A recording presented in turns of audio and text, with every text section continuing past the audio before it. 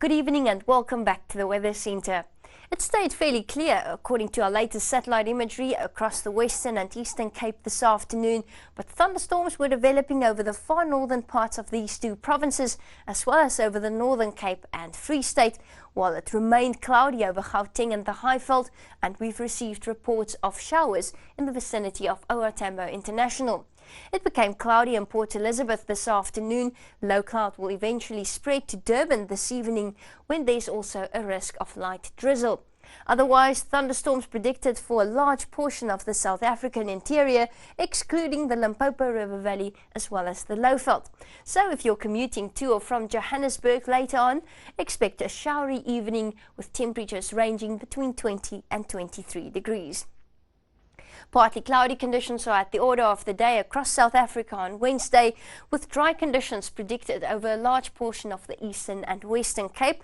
Otherwise, light rain is expected along the east coast and the adjacent interior, with thunderstorms developing in a similar area as today, but slightly further north into the southern parts of Limpopo as well. The wind forecast for the next 24 hours stays light over the interior and quite fresh along the western and eastern coastline. Northeasterlies fresh at times reaching 30 km per hour in KwaZulu-Natal, lighter winds along the south coast, and a breezy day ahead in Cape Town with southeasterlies up to 30 km per hour. Overnight temperatures drop to the mid-teens in the Eastern Cape, down to 15 in Graafrenet and Bishu, 14 degrees in Bethlehem overnight, and Johannesburg with a low of 15 as well. 22 degrees in Uppington and Durban. We're expecting a warm start to the day along the west coast as well. Vredendal down to 20 degrees in Cape Town as well, and an overnight low of 18 degrees in the R and Kimberley.